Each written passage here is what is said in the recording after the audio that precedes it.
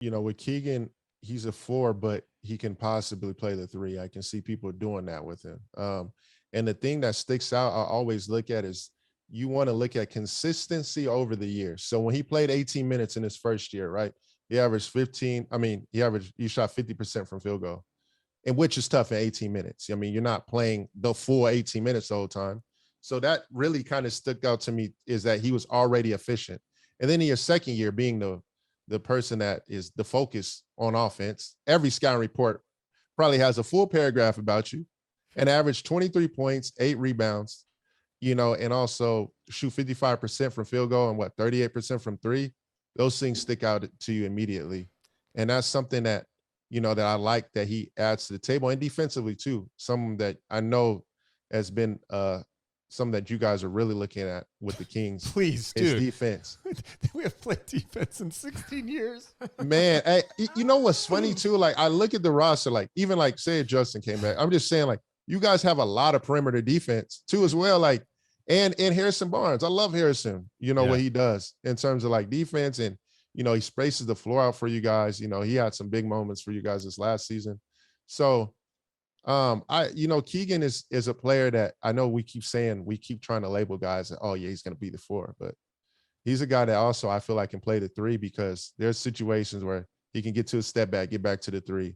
He really likes to drive off the wing, put pressure on defenses.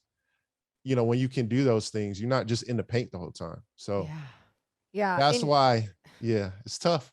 It is. And just talking about too, like how smart of a player he is. And whenever we talk about high IQ guys, for me, I didn't play overseas. I played at a higher level. And I believe so much in a high basketball IQ and how much you can factor that into how much better this player can get and how they can develop and how their want and determination to learn and get better. Like, I factor all that in with these players whenever we talk about high basketball IQ. I think Desmond Bain was another guy that said, hey, when we're working out, scouts and coaches, they can't always just tell like what guy wants it the most and is going to work the hardest for it once they do have it as well. So I think with someone like Keegan Murray too, when I hear that about how smart of a player he is, I really think the Kings need a lot more high IQ players. And his dad played. His twin brothers on the team. Like, he's been around the game, there's a lot I like about him. The one thing I do think the Kings need, and by the way, when you draft a guy, it doesn't have to check all your boxes, but the one thing the Kings need, they need a little nasty. You know what I mean? Yeah, high IQ, nasty, shooting, defense. Yes. Yeah, Keegan seems like a really nice guy.